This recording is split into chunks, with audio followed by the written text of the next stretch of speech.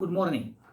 मागच्या वेळेला आपण ज्यावेळेला हॅलोजन फॅमिली ही बघत असताना त्याच्यामधले जे पिरियॉडिक ट्रेंड्स आहेत, पिरियॉडिक प्रॉपर्टीचे ट्रेंड्स म्हणजे ionisation, enthalpy, oxidation state, melting point, boiling point हे कॅरेक्टर्स आपण बघितले. तसंच बॉन्ड डिसअसोसिएशन एन्थाल्पी फ्लोरीनची ही आपल्याला कमी का आहे ॲज कम्पेअर टू क्लोरीन हे आपण बघितलं. त्याच्यानंतर even though the electron gain enthalpy ही क्लोरीनची जास्त आहे ॲज कम्पेअर टू फ्लोरीन, परंतु ऑक्सिडायझिंग पॉवर फ्लोरीनची जास्त आहे ॲज कम्पेअर टू क्लोरीन.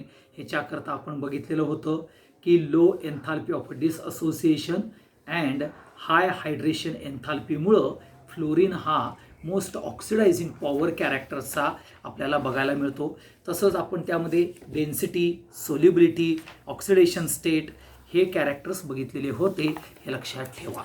आता तसंच आपण ॲसिडिक स्ट्रेंथ ऑफ हायड्रोजन हॅलाइड्स म्हणजे HCl, HBr, HI हे बघितलेलं होतं. त्याचा मेल्टिंग पॉईंट, बॉइलिंग पॉईंट बघितलेला होता आणि बॉन्ड लेंथ अँड बॉन्ड डिसअसोसिएशन हे पण बघितलेलं होतं. थर्मल स्टॅबिलिटी आणि रिड्युसिंग कॅरेक्टर हे सुद्धा बघितलेलं होतं.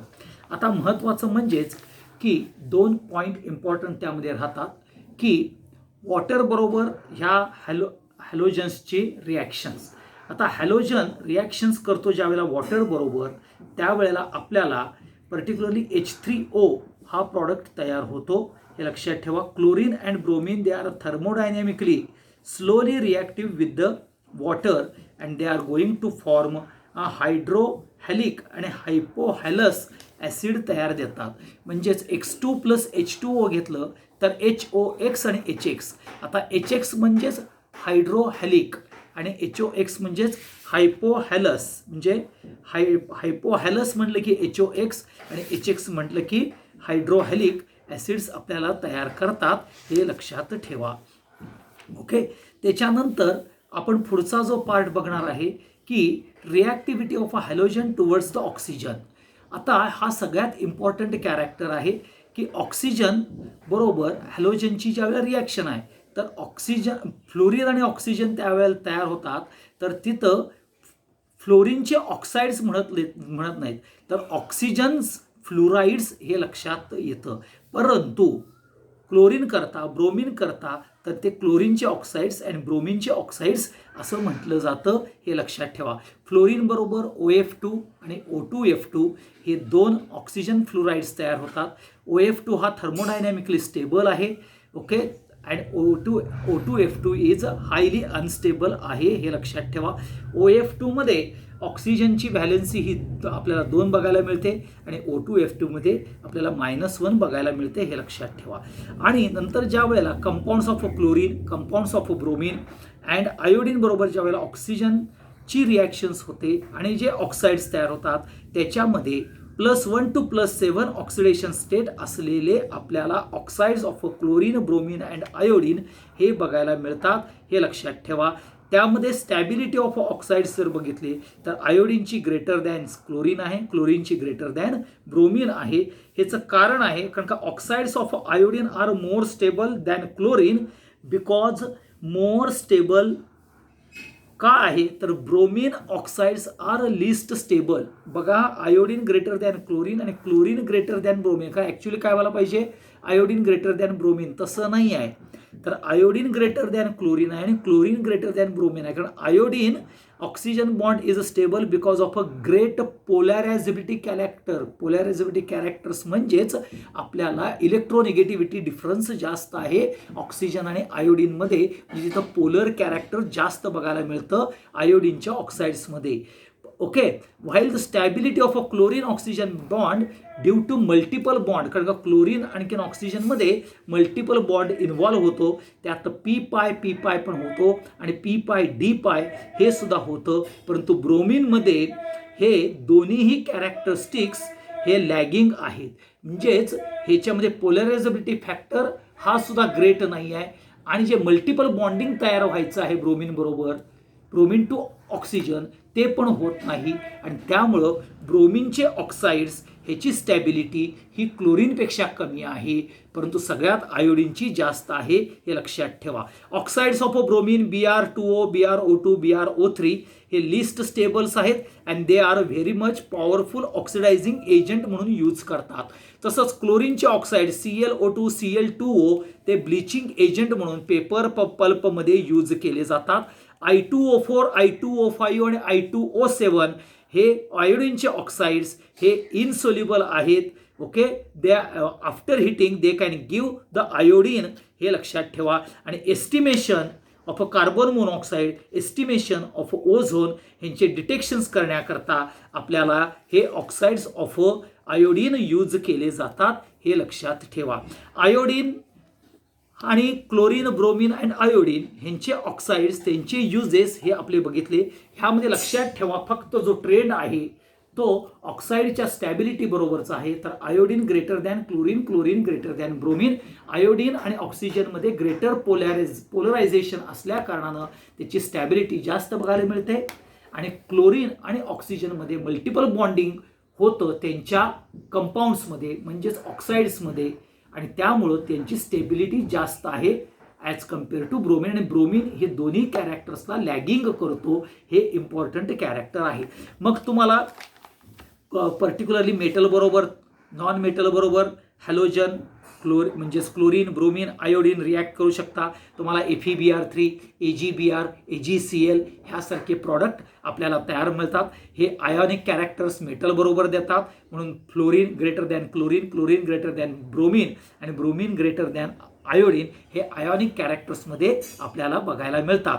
आणि ज्या वेळेला हे मेटल्स बरोबर रिॲक्शन्स करतात आणि मेटल फ्लोराइड्स, मेटल क्लोराइड्स तयार होतात, त्यावेळेला +1, +2, +3 हे कॅरेक्टर्स आयोनिक कॅरेक्टर्स बघायला मिळतात, हे लक्षात ठेवा.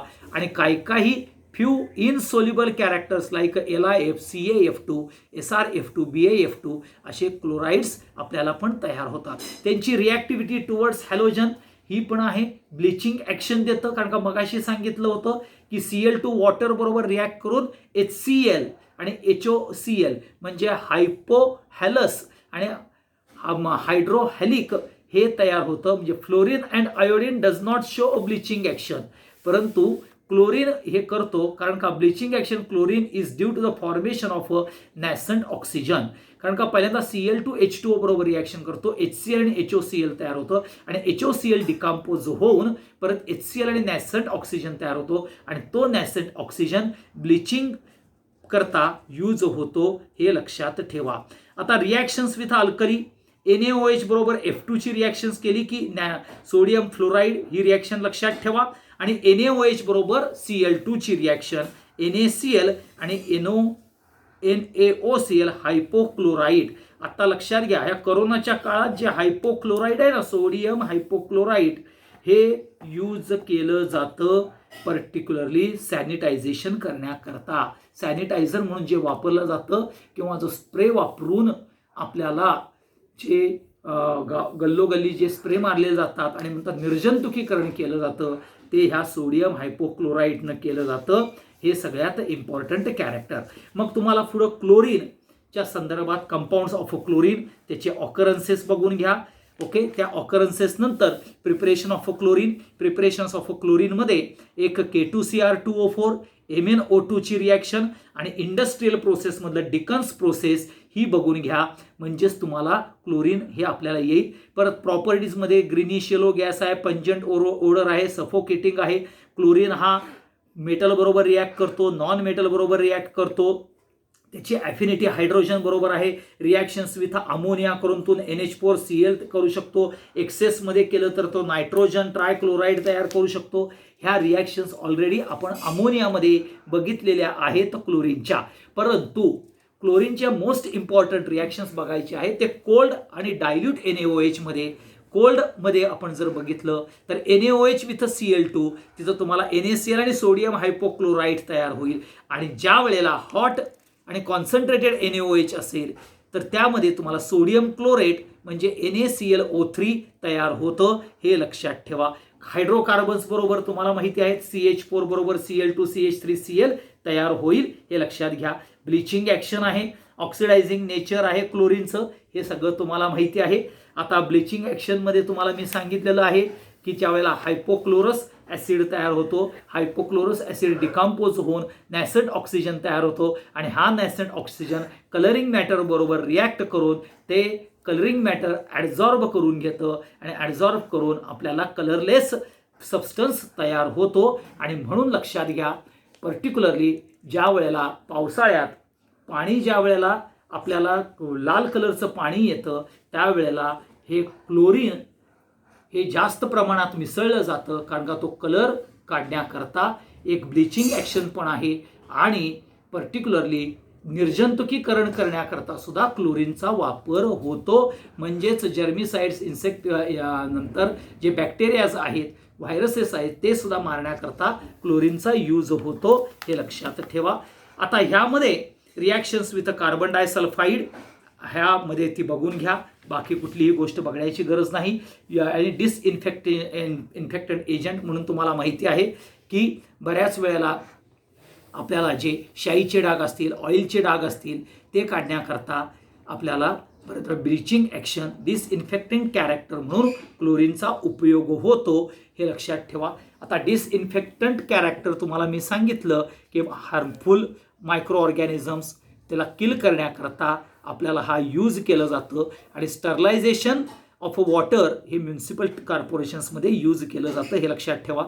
तसंच DDT आणि BSC म्हणजे तुम्हाला माहिती आहे DDT आपण हॅलोजन डेरिव्हेटिव्हमध्ये बघितलं आणि BSC म्हणजे बेन्झिन हेक्झाक्लोराईड हे दोन्हीही इन्सेक्टिसाइड्स म्हणून क्लोरीनचे डेरिव्हेटिव्हज म्हणूनच यूज होतात, हे लक्षात ठेवा. त्याच्यानंतर HCl हा प्रॉडक्ट येतो. HCl मध्ये लक्षात घ्या की त्याची पर्टिक्युलरली जर रिॲक्शन्स बघायची असेल तर NaHSO4 प्लस NaCl ही तेवढी बघून घ्या.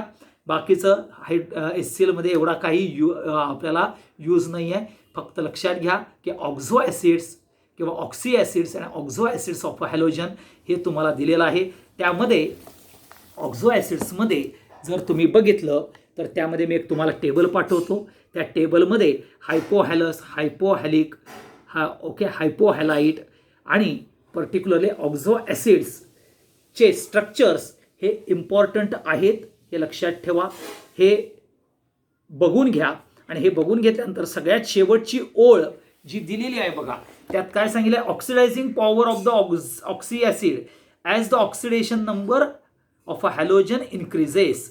ओके, म्हणजे HClO, HClO2, HClO3 जे ऑक्सिडायझिंग पॉवर ही जसजसा ऑक्सिजनचा नंबर आपल्याला पर्टिक्युलरली म्हणजे oxidising power decreases as oxidation number of a halogen increases. Oxidation number increase होतो तसं ऑक्सिडायझिंग पॉवर कमी होतो आणि thermal stability increases with the oxidation state. आपल्याला particularly thermal stability with increase in oxidation state of a halogen. हॅलोजनची oxidation state वाढली की thermal stability ही आपल्याला वाढत जाते. हे दोन पार्ट आहेत, ह्याचे स्ट्रक्चर्स तेवढे बघून घ्या, हा सगळ्यात महत्त्वाचा. त्याच्यानंतर पुढचा पार्ट येतो ज्याला आपण इंटर हॅलोजन कंपाऊंड म्हणतो. आता इंटर हॅलोजन कंपाऊंड्स तुम्हाला माहिती आहे एक्स डॅश.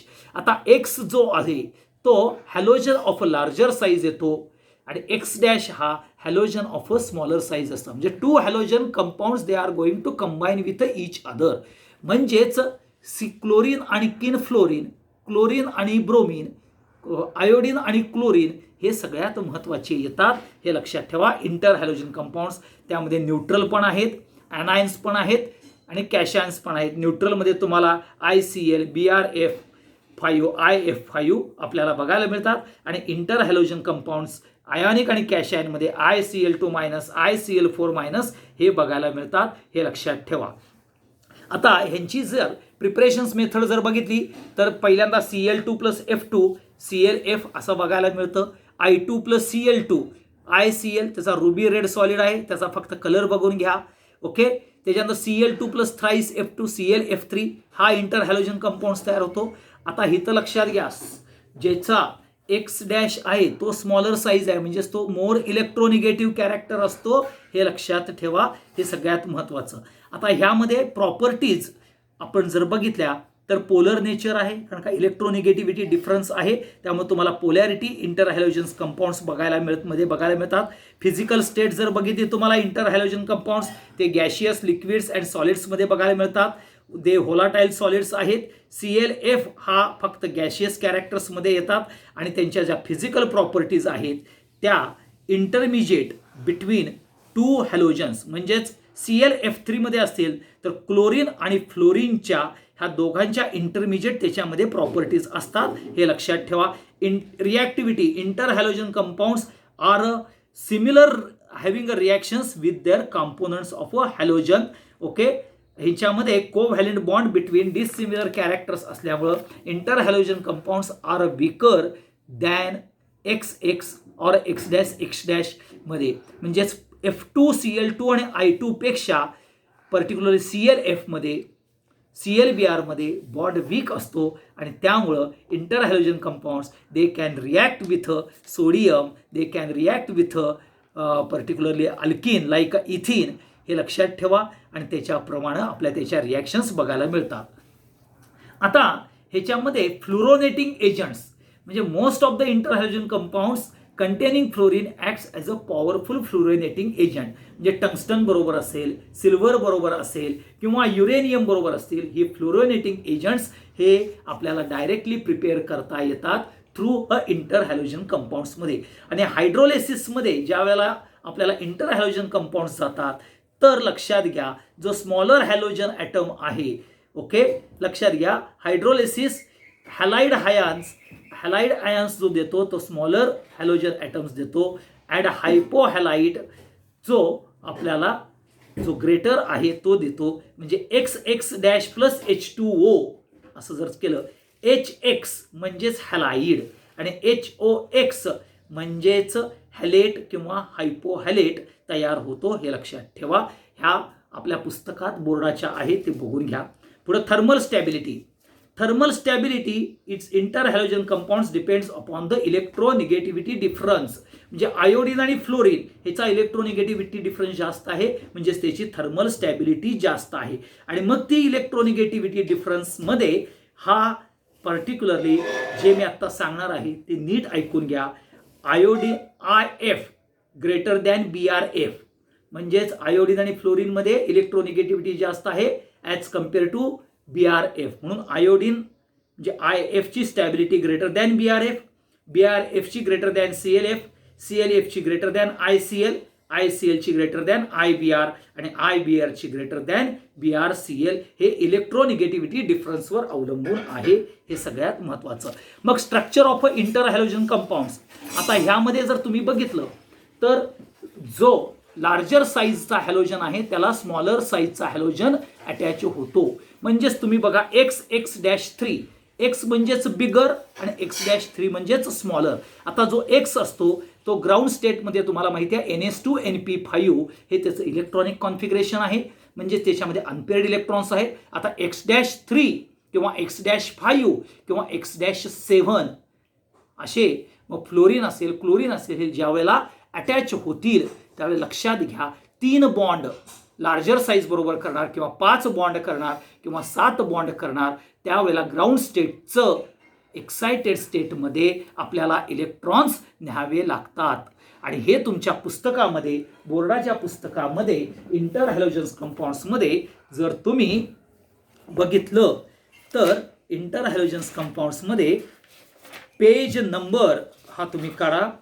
पर्टिक्युलरली जो पेज नंबर जो आहे 1-2 मिनटं तो पेज नंबर आहे 293 अँड 294. ह्याच्यामध्ये तुम्हाला XX-5 XX-7 आणि XX-3 बघायला मिळतात आणि त्यामध्ये ग्राउंड स्टेटचं आपल्याला पर्टिक्युलरली कन्व्हर्जन्स हे बघायला मिळतात. हे बघून घ्या. ह्या पुस्तकामध्ये सांगितलं ह्यातला एक इलेक्ट्रॉन जंप मारतो म्हणजेच 3 अनपेअर्ड इलेक्ट्रॉन्स होतात म्हणजे 3 फ्लोरीन अटॅच होतात आणि तुम्हाला XX-3चं स्ट्रक्चर बघायला मिळतं. मग तसंच तुम्हाला XX-5 आहे तसंच तुम्हाला XX-7 आहे. हे लक्षात ठेवा. XX-3 मध्ये sp3d2 sp3 हायब्रिडायझेशन बघायला मिळतं. sp3d हायब्रिडायझेशन ह्याच्यानंतर sp3d2 आणि sp3d3 हे हायब्रिडायझेशन बघायला मिळतं. XX-5 XX-7 आणि XX-3 ह्याच्यामधलं हायब्रिडायझेशन बघून घ्या. त्याचं स्ट्रक्चर बघून घ्या, त्याच्यामधला बॉन्ड अँगल बघून घ्या. हे सगळ्यात इम्पॉर्टंट कॅरेक्टर येतात, हे सगळ्यात महत्त्वाचं. तसंच आपल्याला इंटर हॅलोजन कंपाऊंड्समध्ये जे युरेनियम बरोबर टंगस्टन बरोबर जे फ्लोरोनेटिंग एजंट्स आहेत त्याची पण महत्त्वाचा रोल बघून घ्या. पुढं येतं नोबल गॅस. नोबल गॅसचे पुन्हा ऑकरन्सेस, त्याचे ॲटॉमिक रेडियस, त्याचं आयोनायझेशन एन्थाल्पी, हे कॅरेक्टर, इलेक्ट्रॉन गेन एन्थाल्पी ही बघा. आता नोबल गॅसचे स्टेबल इलेक्ट्रॉनिक कॉन्फिगरेशन असल्यामुळं they have a no tendency to accept the electrons, so they have a large positive values. Large positive values आहेत हे लक्षात ठेवा. तसंच सोलिबिलिटी कॅरेक्टर, नंतर डिफ्युजन कॅरेक्टर. लक्षात घ्या, noble gas they are able to diffuse through glass, rubber, plastic material et cetera et cetera. Hence they are difficult to handle in a laboratory. पुढं physical state जर बघितलं, all these elements they are monoatomic in nature आणि त्याची CP आणि CV values are close to 1.66 हे लक्षात ठेवा. Melting point and boiling point. The melting point and boiling point of a noble gas are much lower as compare to other substance. Okay, the melting point and boiling point increases regularly on moving down the group.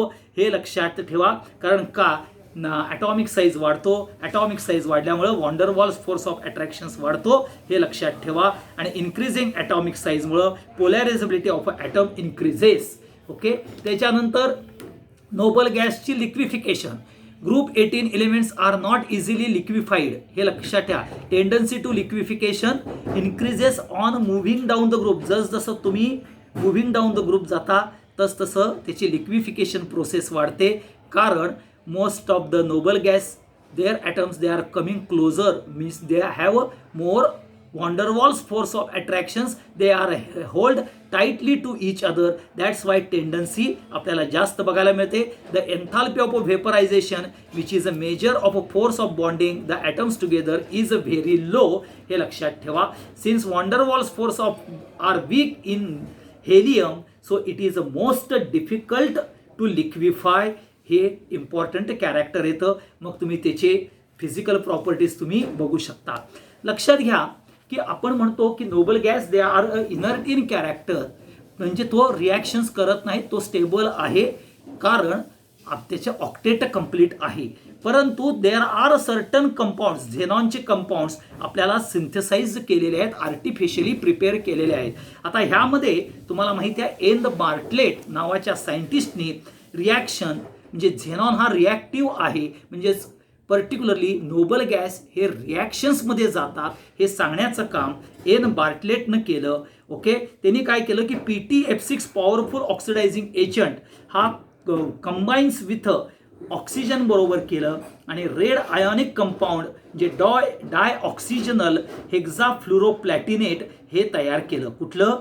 डाय ऑक्सिजनल हेक्झाफ्लोरोप्लॅटिनेट. आता हे करत असताना ऑक्सिजनमध्ये oxygen हा oxidise झाला O2 मध्ये, लक्षात घ्या. आणि त्यावेळेला जी आयोनायझेशन एनर्जी बघायला मिळाली ते 1180.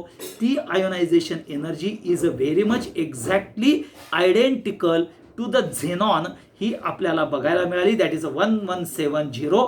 आणि मग बार्टलेटनं ज्या वेळेला same particularly reactions carried out केली त्यावेळेला झेनॉन हा PTF6 म्हणजेच प्लॅटिनम हेक्झाफ्लोराईड बरोबर रिॲक्शन्स केली तर त्यावेळेला हेक्झाफ्लोरोप्लॅटिनेट हा आपल्याला ऑरेंज येलोचा कंपाऊंड तयार झाला. आणि तिथं फॉर्मेशन ऑफ दिस कंपाऊंड म्हणजेच inert gas they can have a reactions with the others and their compounds you can form हे तिथं आपल्याला बार्टलेटनं सांगितलं. मग तुम्हाला uses of helium, neon, argon, krypton हे बघून घ्या. लक्षात घ्या क्रिप्टॉनचा युजेस, झेनॉनचा युजेस आणि न्यूऑनचा युजेस आणि आर्गॉनचा युजेस व्यवस्थित बघून घ्या. कारण क्रिप्टॉनमध्ये बघा इनकॅन्डसंट मेटल फिलामेंट हे यूज केलं आणि major thickness of a sheet of a metal and plastic हे क्रिप्टॉन करतं, हेलियम करत नाही. बरेच जण हेलियम लिहितात. न्यूऑनचा स्पेसिफिक यूज, रेडॉनचा स्पेसिफिक यूज हे बघायचं आहे. तर इथं आपला पर्टिक्युलरली राजानो पूर्णपणे सिनॉप्सिस पी ब्लॉक एलिमेंट्सचे आपले संपलेले आहेत. मी मुद्दामून सगळे पार्टचे सिनॉप्सिस पाठवलेले आहेत, कारण का पी ब्लॉक जेवढा तुम्ही रीड आउट कराल, रीडिंग ज्या वेळेला कराल, ज्या वेळेला पूर्णतः वाचाल, त्याच वेळेला आता तुम्हाला खरोखर चान्स आहे ह्या महिना 2 महिन्यात पुन्हा एकदा पी ब्लॉक वाचा. त्यातले बरेचशे गोष्टी तुम्हाला ज्या समजल्या नसतील तर त्या विचारा. हे सिनॉप्सिस आहे, तुम्हाला ऑलरेडी झालेला टॉपिक आहे. ओके, ह्यामध्ये रिॲक्शन्सपेक्षा ज्या इन्फॉर्मेशन जास्त आहेत त्या information ऑक्झो acids of phosphorus, sulphur, chlorine हे बघून घ्या, नोबल गॅसचे सगळे युजेस बघून घ्या, बार्टलेट एक्सपेरिमेंट बघून घ्या, इंटर हॅलोजन कंपाऊंड्स बघून घ्या. हे जे मी आणि पर्टिक्युलरली ट्रेंड्स आणि पर्टिक्युलरली जे hydrides of nitrogen, hydrides of oxygen and hydrides of particularly halogens ह्यांचे जे कॅरेक्टर्स आहेत, मग with respect to thermal stability, with respect to bond angle, with respect to acidic character, with respect to reducing character आणि त्याची increasing and decreasing order ही important आहे. त्याच्यावरती जास्त फोकस करा, म्हणजेच तुम्हाला इझिली आपल्याला पूर्णपणे पी ब्लॉक एलिमेंट्सचे क्वेश्चन्स इझिली सोडवता येतात. आता मी तुम्हाला नायट्रोजन फॅमिलीचे सेपरेट तुम्हाला प्रश्न पाठवणार आहे, ऑक्सिजन फॅमिली, हॅलोजन फॅमिलीचे सेपरेट प्रश्न पाठवूया आणि ते उद्याच्या भागामध्ये ते आपण सोडवून घ्यायचे आहेत. Thank you very much.